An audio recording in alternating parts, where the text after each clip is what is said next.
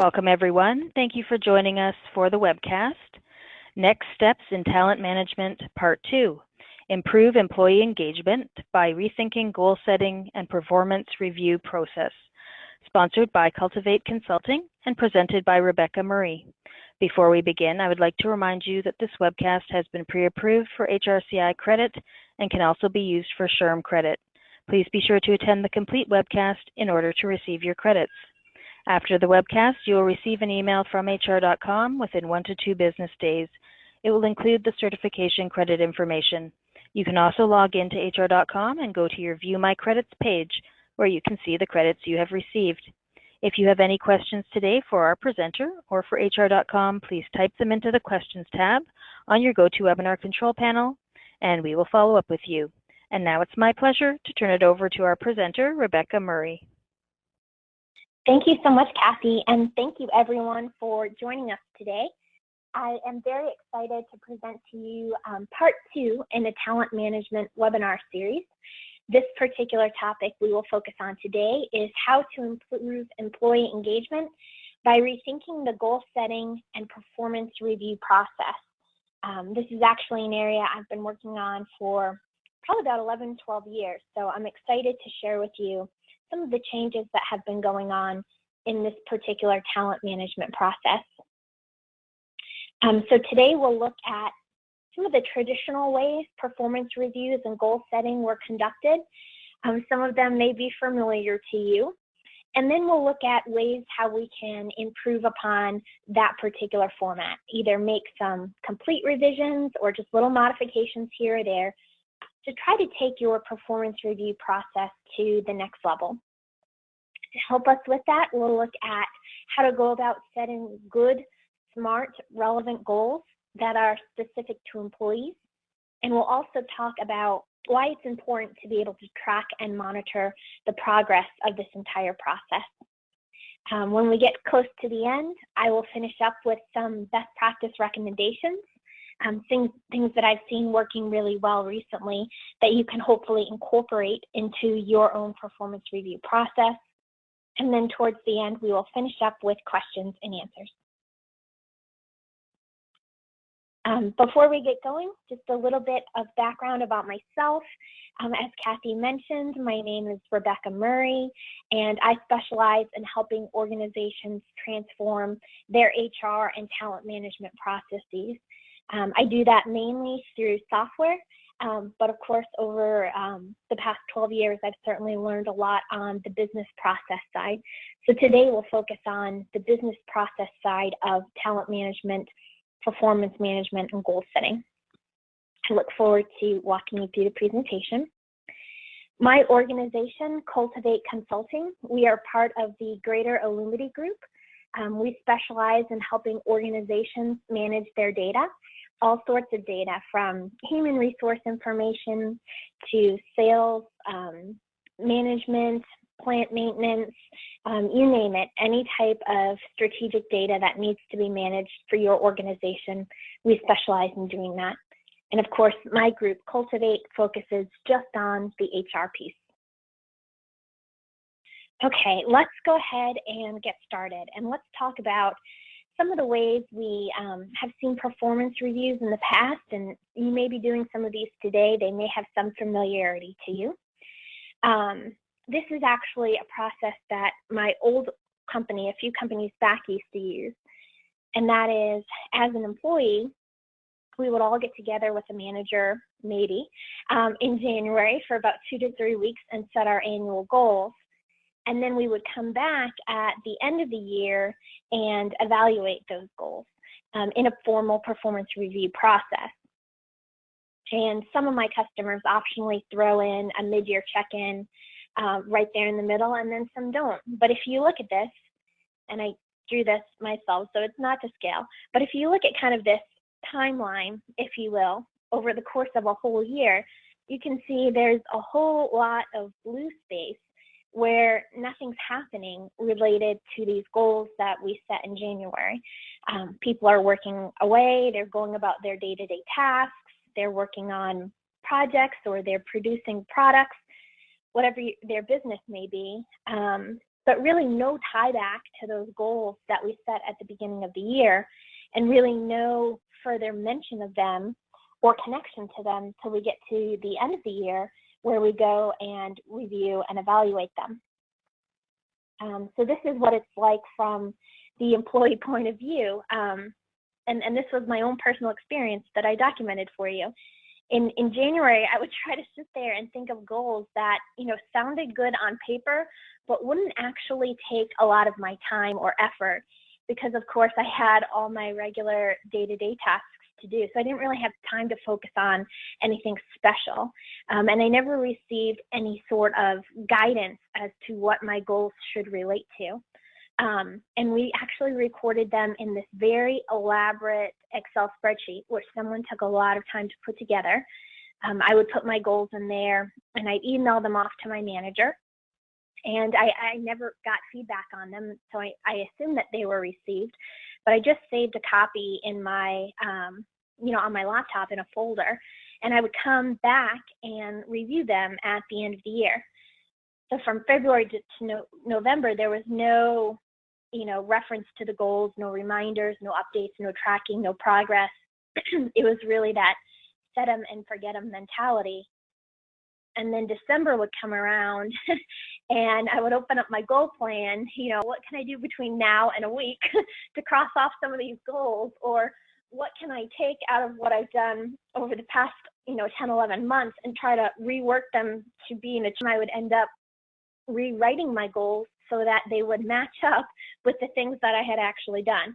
And I'm sure a lot of you happened, because there was really no accountability. No one checked to make sure I set my goals at the beginning of the year, and repercussion or no follow-up. So if we were in a classroom, I'd say show of hands, but since we're on the webinar, I think we've got our first poll question. Kathy? So the first poll question is, who currently has a performance management process that resembles this one? And there's no judgment, so just go ahead and put in your response if your process looks like the one that we just reviewed. Okay, great. Okay. Getting a lot of feedback. How's it looking, Kathy? Okay, so we have about 65% of the audience has voted, so everyone will just leave it open a few more seconds. Okay, I'm going to close that poll, and here are our results. So 61% yes, 39% no. Okay, so more than half, right? 60+% are saying that that's what their current process looks like. And if we go back just one or two slides, you can see that that's a lot of downtime with no throwback to those goals. So then what is it that employees are actually working on, and how do we know? Here's the problem with that current, because the way that we do our work today is different than how we used to do it. So that this doesn't really meet the needs of the current workforce. And from an employee point of view, mine particularly, I always saw that as busy work. It was something that I did at the beginning and end of the year just because I had to do it. I didn't get anything out of it. It didn't motivate me to achieve those goals. There was no coaching, or you may have more than one manager. So then who goes about and does that year-end review? Or who do you set your goals with if you report to 2 or even 3 different people? We're also in need today more than ever, as the workspace is changing and the way we do business is honestly changing very rapidly. We need a process that's going to be able to be flexible and to be updated as our business, a flexible and easy to use process, something that's very agile. And then of course, all of that blue time in that wonderful calendar that I drew for you, that's wasted time for engagement with employees, trying to keep top talent. And to be quite honest, even just good or decent talent nowadays is a struggle. There are, shortages among our industries of top and well-trained talent. So having opportunities to engage them and keep them connected to our organization is essential. and we've just given them, a couple weeks worth of busy work and said, set it and forget it. And we didn't take the opportunity to make this an engagement tool, which would be beneficial not only to us in terms of productivity, but beneficial because now we have a point of engagement that we can use to try to retain our employees. It's also missing this concept of alignment. If you'll recall, I said I just kind of came up with my goals myself. Some of you may be using some strategic initiatives or corporate categories that you try to get people to align their goals to. But if you're not doing some sort of formal alignment or initiative process, then people are just picking their goals from wherever. And so then at the end of the year, there really probably isn't 1, 2, or 4 key areas where progress was made because things are just spread out all over the place. All right, so then now we've identified the problem, let's talk about how we can go about fixing this. And that really involves taking your performance management process to that next level. Just a quick snapshot as we get there. And this kind of reflects a little bit what we saw with that first poll. But here's what some of your peers are doing, what they're planning. And this survey was actually done across 77 different organizations in 21 different industries. And this was actually done 2 years ago. So when you see that 55% of organizations are thinking that cascading goals to build alignment is something that they want to do, think that that number is 2 years old. So it's only increased since that point in time.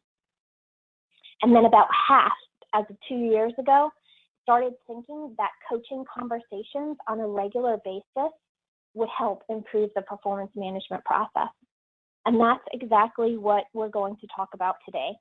Ways that we can improve the current process, either by slightly modifying it or reworking it altogether, depending on where you're starting. So these are the 4 key steps we're going to discuss today. And if you want to take a screenshot, of one slide, this would be the slide to take the screenshot of. Although, of course, you can always download the slides from hr.com. The 4 things that you can do to revamp your performance process are to align your goals across your organization so that your employees are working on specific initiatives. Now, those goals can't be general or generic. They must be specific to the employee. We're going to talk about this in depth in the next section. Instead of setting those goals at the beginning of the year and then ignoring them and coming back, we're going to focus on short-term goals that are aligned to those long-term initiatives. So it's okay to say that you want, your organization to focus on something for this year. But the way we go about achieving that should be chopped up into smaller, more achievable goals. And we'll look at why that's beneficial. We should take the opportunity to enhance the process by adding in frequent coaching and feedback, because that lets employees know that they're on the right track. It gives them the opportunity to be praised and appreciated. But then it's also that touch point, that built-in engagement, where an employee can come in and say, I'm in touch with my organization and my organization is in touch with me, and to help build, establish, and maintain relationships between employees and organizations. And then finally, the 4th piece that we can do is to track progress and monitor completion. And we'll talk about that in a separate section. But one of the reasons we do that is because we need to know how people are doing. What's the point of doing all this if we're not getting some sort of measurement or metrics at the end to say, yes, we as an organization were successful, or we were not successful, or we made it this far, and here's why. So being able to track progress and monitor completion gives you that opportunity to reach success. And it also helps with that frequent coaching and feedback that we're asking people to provide along the way. So of course I drew you another calendar or timeline. And so we've got our year laid out. But now instead of just those 2 big blocks at the end, I've just drawn in some random orange lines so that you can see we're going to take the opportunity to enhance our traditional process by adding in those continuous coaching sessions and feedback opportunities. And so now this is really a whole new model. And you may think to yourself, well, okay, that's, easier said than done, or that's, a silly piece of feedback to give. But I mean, I know from my personal experience at my last organization, the other bar is what we had. And having a bar that looks like this, even with just periodic touch points, would remind me that I'm supposed to be working on my goals. And of course, if I took the time to align those goals, then we know that everyone in our team or division or department is working towards a similar goal. Okay, so poll number 2. Who currently has a performance management process that resembles this one, with periodic, well, actually, I guess frequent coaching and feedback throughout the course of the year?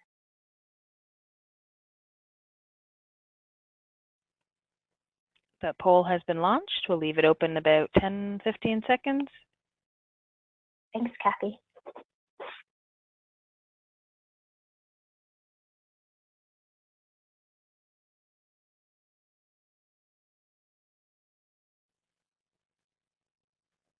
Okay, it looks like the voting has stopped, so I'm going to close the poll, and I'll share the results with everyone. We have 40% yes and 60% no. Okay, that's actually more than I thought it would be. Still slightly below that half, but a good number for us to get started with. That's excellent. And for those of you who are in the 60% that aren't doing something like that, you can see that it's not necessarily a small number of people who are incorporating in those frequent touch points, that it is a large group and hopefully a growing number. All right, let's look at some ways where we can help make this happen. I said there were 4 things that we were going to do. We're going to talk about the second one first, and that's this concept of shorter goals. Setting small, short-term goals that are easier for employees to focus on. And I know me personally, I like to come up with my little to-do list for the day, and as I do something, I cross it off, and I feel really excited that I've accomplished something. And this is almost that same similar concept, not necessarily on the day-to-day level, but short-term enough where it stays in an employee's focus, that they know about the start and end date when they're supposed to achieve this small goal. And it gives employees the opportunity to have wins throughout the course of the year and to receive feedback and praise for those wins during the year. It also gives us the opportunity to make adjustments if needed. So if an employee's role in the organization adjusts, or if the focus of an organization, their business plan for the year, happens to do some sort of adjustment, then we can make adjustments with our goals. They're not all out the window.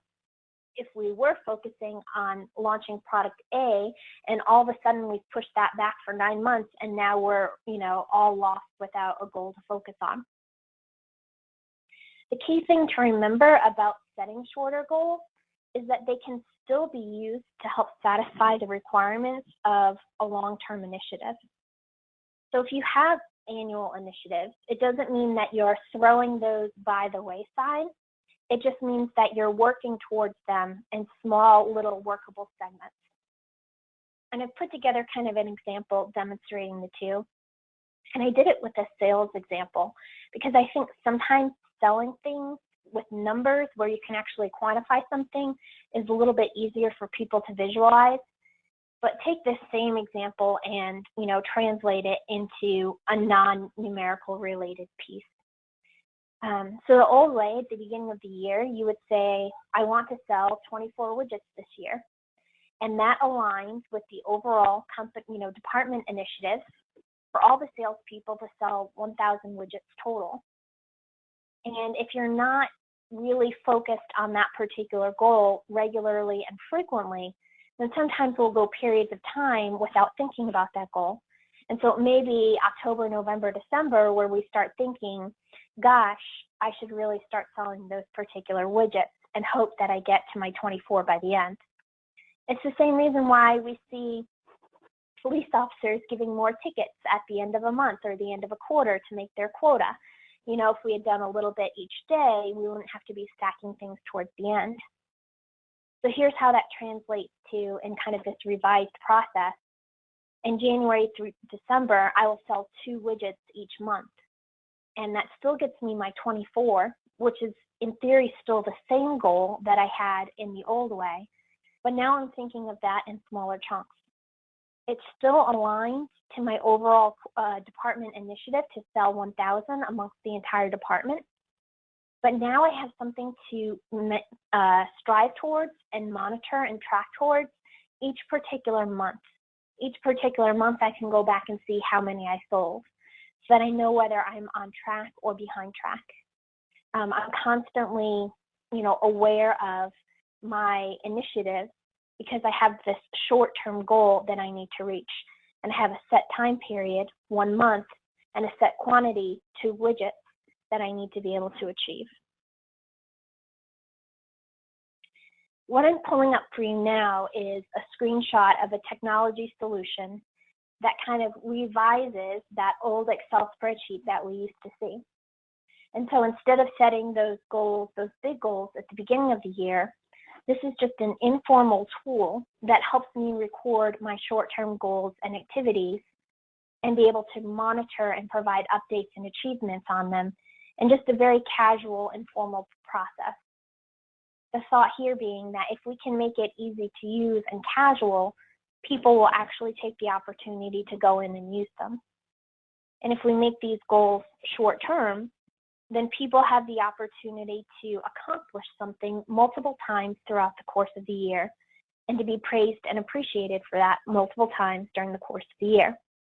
So you can see on this screenshot, I've put in 2 small short-term goals.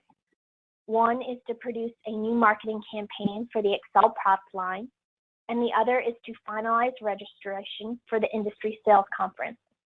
So that is what this employee, Marcus, is working on currently. Those are his 2 short-term goals. And if you can see on the left-hand side, the manager responsible for Marcus, her name is Carla. All of her team members are listed there, and she can just move from employee to employee and see their short-term goals. And if I open up one of those short-term goals, I can actually see that they're tied back to those longer initiatives. So there was a long-term initiative to work on aligning marketing and distribution towards new products. And Marcus had a personal development goal to get more engaged with the sales team in the field. And so he and Carla came up with this short-term goal that's helping him work to those 2 long-term initiatives. And so at the end of the year, let's say Marcus had, a dozen or 15 shorter goals and 3 or 4 long-term initiatives, it's more than likely that he's got these small goals aligned to those long-term initiatives, and these are his achievements and accomplishments that he's been working on through the course of the year. It's pretty neat when you think about it. Okay, one of the other things that we can do to revamp or improve the current performance process is this concept of frequent coaching and feedback. And I know that this is possibly an adjustment for some organizations because you may be thinking that your employees and managers really have so much on their plates already. But in reality, or in theory, I guess, providing coaching and feedback is part of the responsibility of being a manager. So this is one of the tasks that a manager should be doing. And if an employee's goals are short-term, then it should be at the forefront of everyone's mind. And if those goals are aligned to some sort of strategic initiative, yet still specific enough to the employee, then this is the stuff that employees and managers should be discussing on a regular basis anyway. But now we have the opportunity for the manager to provide feedback, to know where assistance may be needed, or to maybe course correct if we're not headed down the right path for a particular goal, either because the day-to-day tasks of the employee are getting in the way, or there's been a reshift or a refocus in what they're working on. But this is an excellent way to foster engagement with that employee, to have a touch point to let an employee know that they are, a contributing member of the team and the overall organization. And it lets the manager know what their team is up to and how well they're doing in terms of accomplishing their set goals. Every once in a while we meet with managers out in the field or in an office building to try to figure out how it is they're doing their day-to-day jobs. And one of the things they frequently ask for is, I wish I had a structured way to provide, input or feedback to my employees. And they also say, I wish I had a better handle on what it is my team members were working on, so that when I get asked about, the status of my team and the progress of our work, I have some specific things that I can throw out there. And incorporating these little feedback and coaching sessions throughout the year, either biweekly or monthly, whatever frequency you determine is appropriate, means that it's satisfying those needs of the manager. On the employee side, when we go out and speak to employees, we hear very regularly that they would like to have feedback on the work that they're doing and be praised for the good things that they've done, especially in incorporating younger employees into the workforce. They're used to receiving feedback and they're used to receiving praise for the work that's been done. And in fact, oftentimes with younger employees, a lack of praise is interpreted as a sign that they're doing something wrong, when in reality, they might be doing just fine. There's just not that outward extension of feedback or praise. So incorporating that in gives different employee populations and manager populations the opportunity to engage with each other. The other thing that's nice, and I'm assuming most of you on the line are on the HR side, but the thing that's nice about that from the HR side is that you can benefit from this feedback and coaching sessions as well, because there's the opportunity to track that these are taking place, to track what's being done, and also to give managers opportunities for leadership and communication development. So in essence, you're helping to groom your managers to become better leaders by having them engage in these mini feedback and coaching sessions. And so what does that look like in terms of a tool to help us assist with this process? I pulled up a screenshot right here. You can see we're back to Marcus's goal of producing that new marketing campaign. And Carla's gone in and she's just provided a quick 1 or 2 lines. I saw the proofs, they look great, keep me posted. Marcus can go back in there and reply again, and there can almost be a little dialogue or exchange. And all of this is done, just right here within this application or mobile device. And it's all very casual and very informal. So there's no pressure in terms of coming up with elaborate content. It's just all very informal, if you will. And then these are things that can be discussed during those coaching and feedback sessions. Let's talk about these 3 goals that you're working on. We saw the proofs. What are you working on now? What's the next step? So these basically form the structure for your conversation. And you should talk about things other than just the goals while you're taking the opportunity to meet with someone. Find out what other things they'd like to develop or what other areas you can provide feedback and coaching in. And so this particular solution gives you the opportunity to fill in those additional pieces as well. Okay, that brings us to our third and last poll. Who currently uses a software solution to help them manage their performance reviews? And I'm thinking something outside of Excel or Microsoft Word.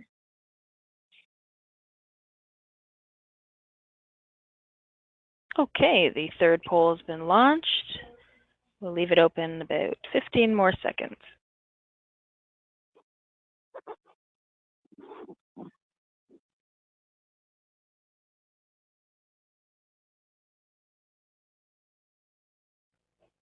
Okay, everyone, I'm going to close the poll and share the results with you. So we have 54% yes and 46% no. Okay, perfect. about half and half. And I think even for those of you who don't have a software solution to help you, just having something, even if it is a spreadsheet or an Excel sheet, something where you can start putting things down on, electronic paper, if you will, and documenting them is a great step towards having a formalized performance review process. So it sounds like we're all well on our way. Goals with a purpose. So we talked about 4 things that we can do to kind of revamp our process. I broke this one out separately, goals with a purpose, because this is something that you can do as a small step. Even if you don't have the opportunity to put in that feedback and coaching regularly throughout the year, maybe that's something you want to build towards. Setting goals with a purpose can be done with your existing process right now.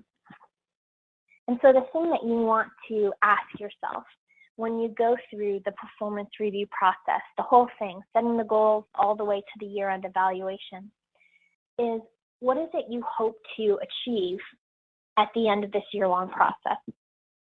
And I put 3 things down. I've highlighted 2 just because the third is, while important for business processes, kind of a byproduct, if you will. But really what you should be hoping to get out of your process is productivity, is work, is progress in some particular areas, strategic areas.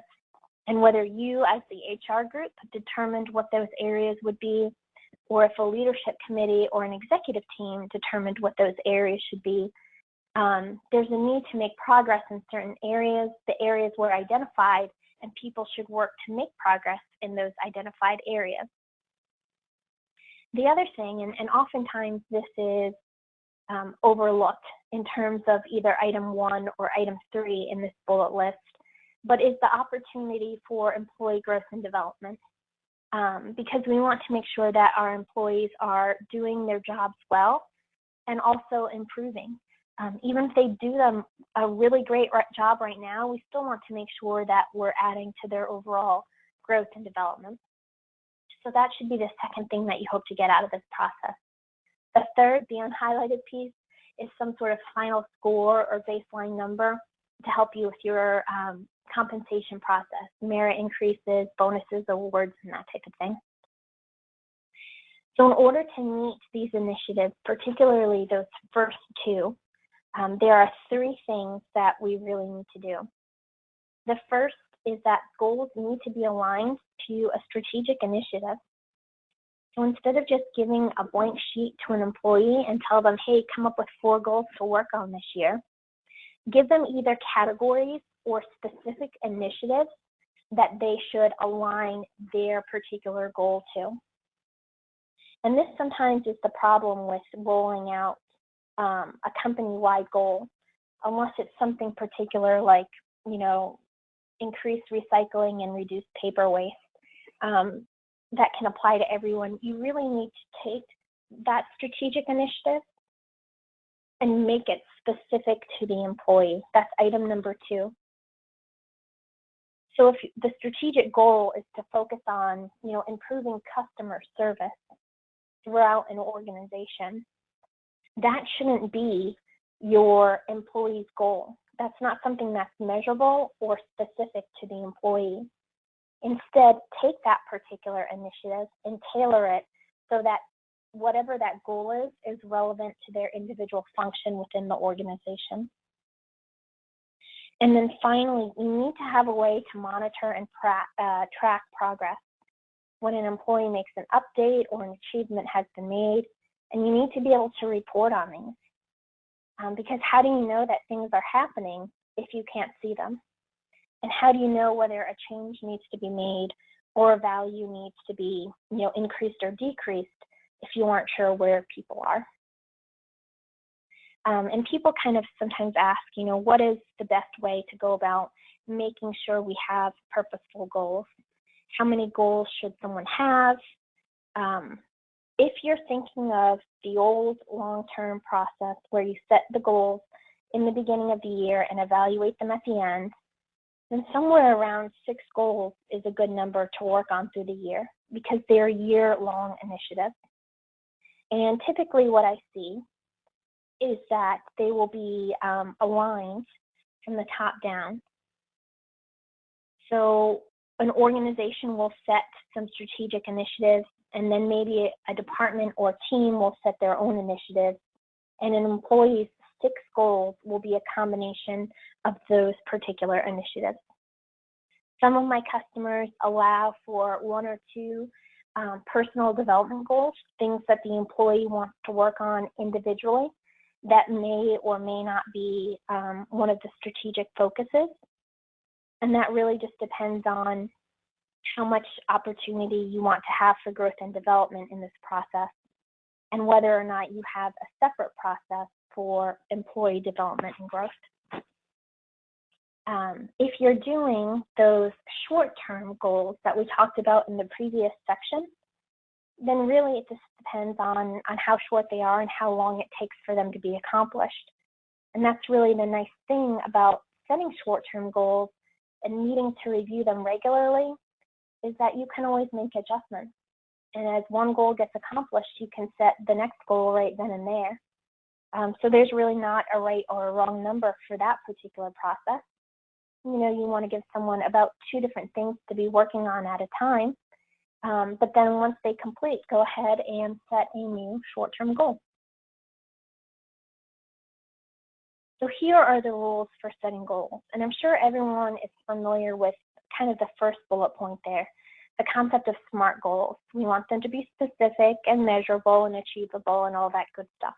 That has been our go-forward strategy with goal setting for a little while now. Let's build on that. Not only do we want them to be specific, measurable, and achievable, we need them to be clearly stated, so that an employee knows without confusion what it is they are working towards. They should be contributing to the company's overall strategy. That's that concept of alignment. So making sure that we're working for the greater good of the organization. They should be tied back to the employee's particular job function, so what it is that they're doing. If you just put in kind of a generic goal in there, then it becomes busy work.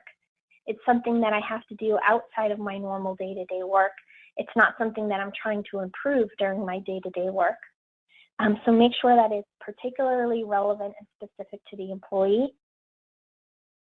And then take the opportunity to avoid overlap and minimize competing initiatives by making sure that all the different department goals are visible to all managers. So this is specifically important when employees are reporting to more than one manager. Make sure all the managers are aware of the initiatives within that same department. Because if I report to 2 different people and I've got one initiative coming from one manager and a competing or derivative goal coming from another manager, then I'm a little bit at a crossroads as to where I should spend my time or put my attention. So make sure there is that visibility across the different departmental units.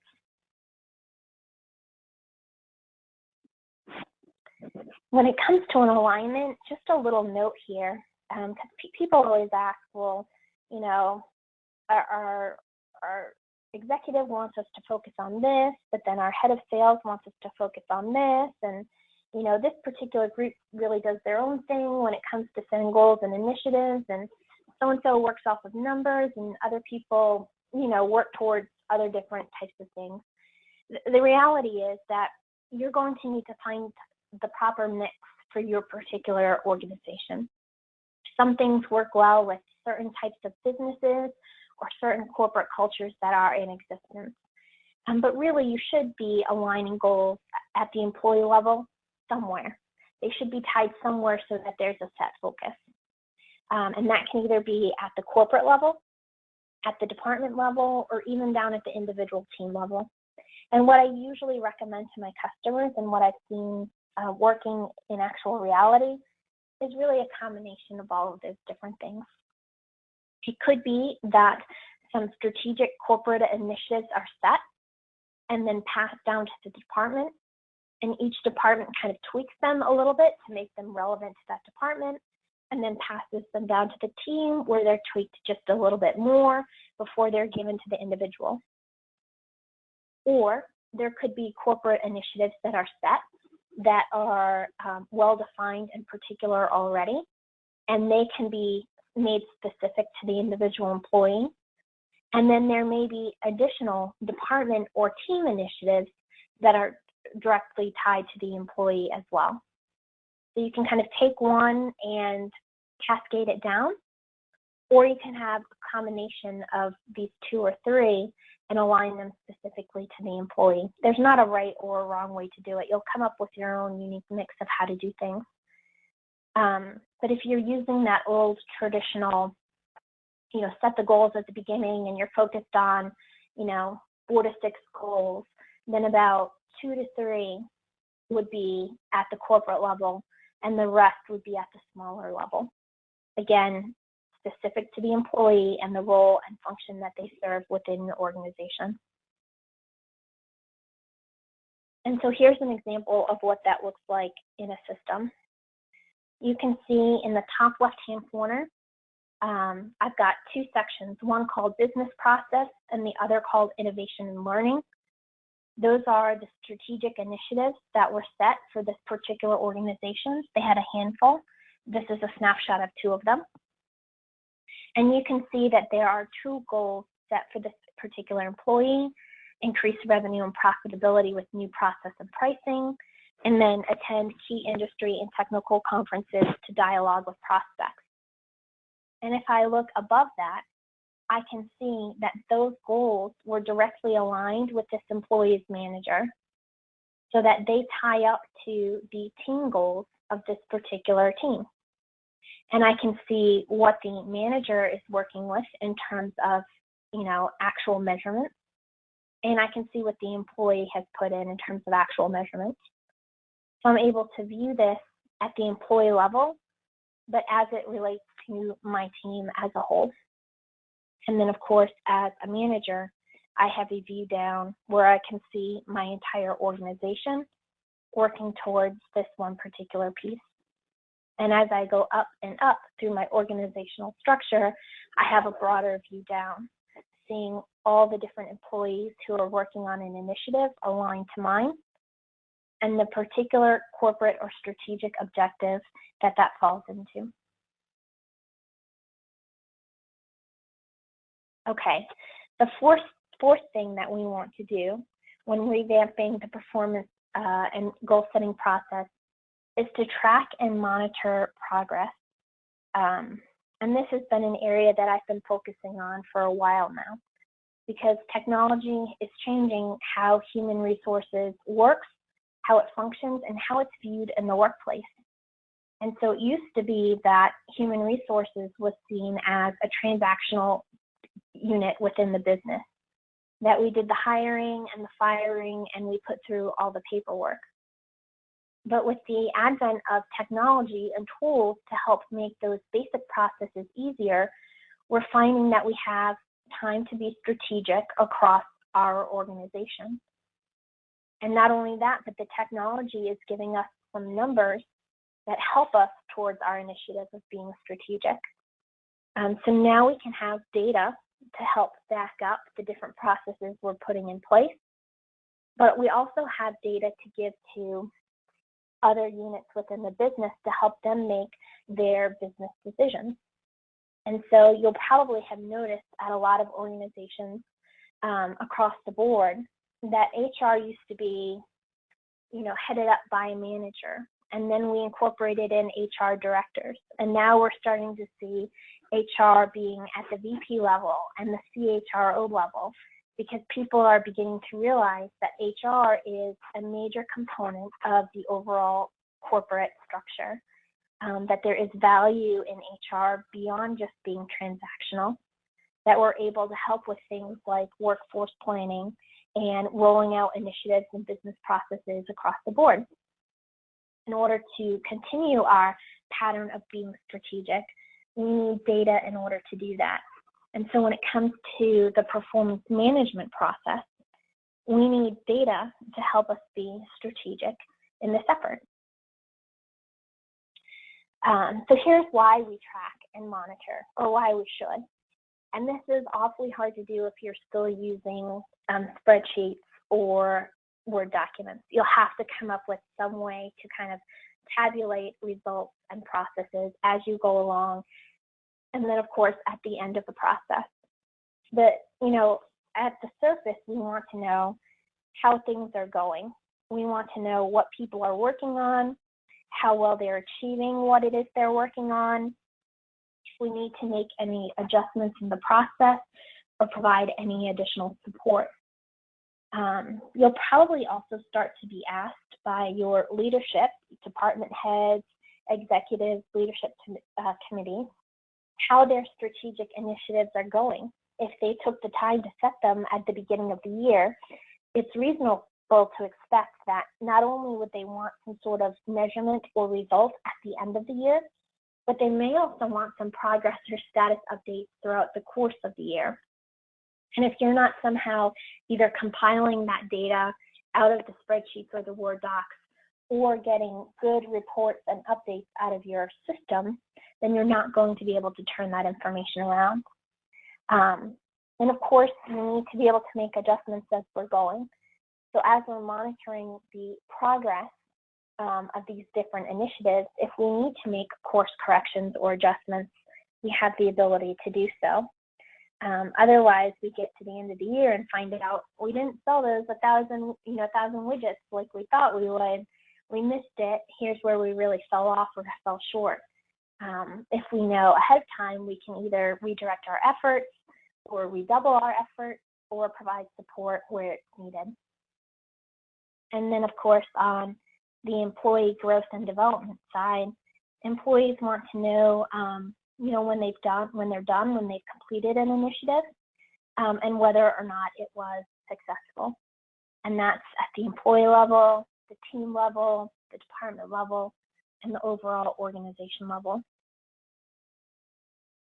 So good technology makes this possible for us.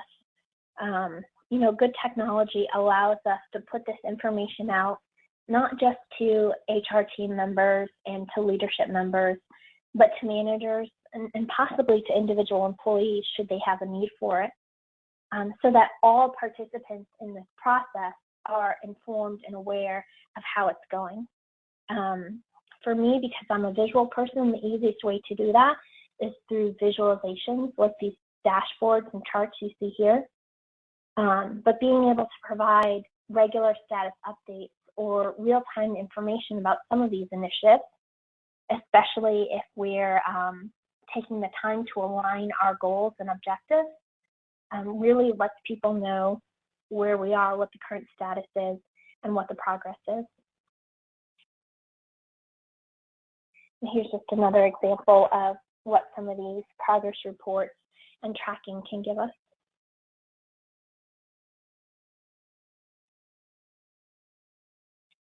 Okay, let's go ahead and wrap up. We'll recap some of the recommendations that were scattered throughout the presentation. The first thing we want to keep in mind is that some of our performance processes may very well be outdated. They may not be keeping up with the agile nature of business as we see it today, and not flexible enough to provide long-term value, either to our employees for growth and development, or to our organization in terms of productivity. The other thing that I sometimes find, and I'm not sure if I mentioned this or not, but a lot of times performance processes can be very, very complex.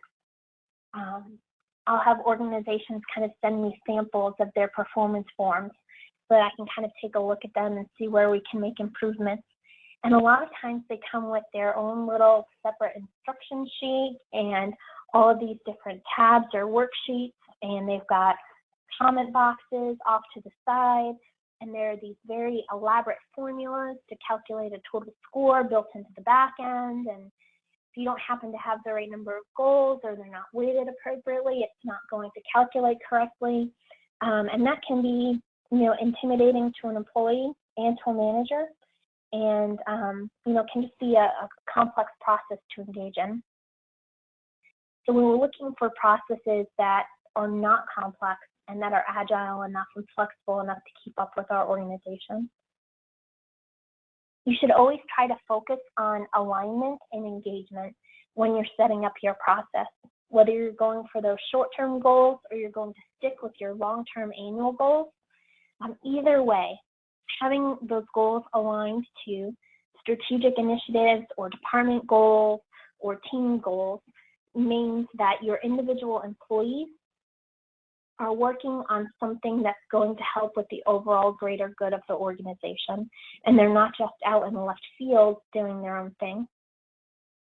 And then the opportunity for engagement. To set these goals and align them and communicate them to the employee is the opportunity for discussion.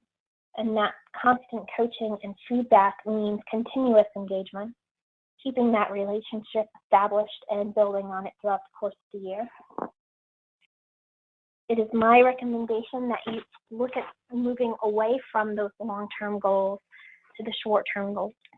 Give people the opportunity to focus on a long-term initiative in small, manageable chunks. To say, okay, for this month, I'll be working on this particular piece.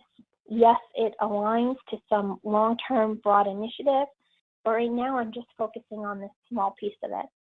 And I know that if I focus on a small piece every month, by the end of the year, I've done 12 small pieces, and that gets me to my long-term, larger initiative. With that particular philosophy, annual reviews do not need to fall by the wayside. In fact, we're just kind of augmenting how they go about. Because instead of, at the end of the year, trying to come up with a list of all the great things that I've done, now I'm taking that opportunity each month to document all the great things that I've done. And I'm not doing them after the fact. I'm setting them as goals, and I'm achieving them over the course of that month. By the time I get to the end of the year, when I go through that formal review process, I have all my achievements already documented. So we're taking the opportunity to enhance with smaller pieces and taking the opportunity to provide regular coaching and feedback about those smaller pieces. So that as an employee, I know I'm on the right track every step of the way. I'm getting appreciation and praise for what I'm doing well. I'm getting some constructive criticism for areas where I may need an improvement. And I know that I'm progressing as I should be. And as a manager, I know exactly what my team's up to. I know what they're working on, and I know that we're making progress to our team goals and our department goals. Goals should be clearly stated and specific to the employee. If they are not clear or they are not specific, they just won't get done. Or they'll be open to interpretation, and then you may not be getting the end result that you're looking for. Track and monitor the progress of these initiatives. You don't know if people are going to be successful or if you're on track unless you're keeping track of how people are doing. The easiest way to do that is by using some sort of technology solution, because everything's in there and compiled for you, and you can get those visual results out. If you don't have access to a technology solution at this time, at least build in opportunities throughout the course of the year to compile initial feedback as to what's going on. And then, of course, my parting advice to you is to focus less on that end number, that final score, and work more on growing the employee. Because as our employees grow and develop and improve in the work that they're doing, they're going to end up with those higher scores. They're going to be doing better anyway. And that, my friends, leads us to our last bullet point in this session, which is the question and answer portion. So Kathy, I will give it back to you for some questions. I can see that some have been coming in, and I'd be happy to answer them. Sure, Rebecca. We do have quite a few questions in. Now, to the audience, if we don't get time to get to your question, Rebecca will follow up with you via email. Okay, first here, what is the downside of not aligning goals? Well, that's a good question, because it does take a little bit of planning initially to align goals, coming up with, your initiatives that you want people to align their goals to. But The downside is that people will just be working on their own thing, that they'll come up with their own goals that may or not be, heading towards the vision or the direction that your organization is heading towards. So that's the risk, that they're just, unfocused, working out on whatever it is they may want to on their own. Thank you. What is the difference between cascading goals and aligning goals? Good question. Good question. You'll hear both terms used sometimes interchangeably. Technically, there's a difference. It's very minor. Cascading goals means that you take a goal, you start it at the top of the organization, and push it down to everyone within that area of command, modifying and tweaking it a little bit as you go, so that everyone in a particular area of responsibility or chain of command is working on that one cascaded goal. And it's a goal. It's not an initiative or a focus area. Alignment is where we take a goal that we're giving to an employee or that they've come up on their own, and they tie it back to a particular initiative, something at that top level or at the department level. Their manager doesn't necessarily need to be working on it. Other people in the department don't necessarily need to be working on it, but they have tied their particular goal back to one particular area. So cascading, everybody gets it within a chain of command, and it pushes all the way down to a certain level. Alignment, everyone doesn't need to have this particular one, but an employee can kind of come up with their own goal and tie it back to that functional area. Perfect, thank you. We have time for a few more questions. Our employees and managers don't have time to regularly set and review short-term goals. How can we make this happen? I think it's just one of those things that you would ask or encourage them to start making part of their, periodic work progress. I always found for me as an employee that it was really stressful come December trying to go back and really backfill what it is I had done to meet those goals. And I always said to myself, I wish I would keep up with it during the course of the year. And having these frequent discussions is basically providing structure to that wish, that we keep up with it during the course of the year. And really, if the goals are short-term and specific to the employee, then they're really things that they should be working on anyway. And meeting with a manager and discussing, feedback and getting commentary is really just part of the nature or role of being a manager, providing that particular type of feedback. So if they're aligned and if they're specific to the employee, that work should be happening anyways. And now you're just building in touch points to provide progress and feedback. Okay, we have time for one last question. Our performance review final score feeds into merit increases and bonuses. Can we still do that with this new process? Yes. You don't have to get rid of it. You're not going to score each of the short-term goals throughout the year. You would still just score at the end. It could be that you set year-long goals at the beginning or year-long initiatives that you'll be striving towards.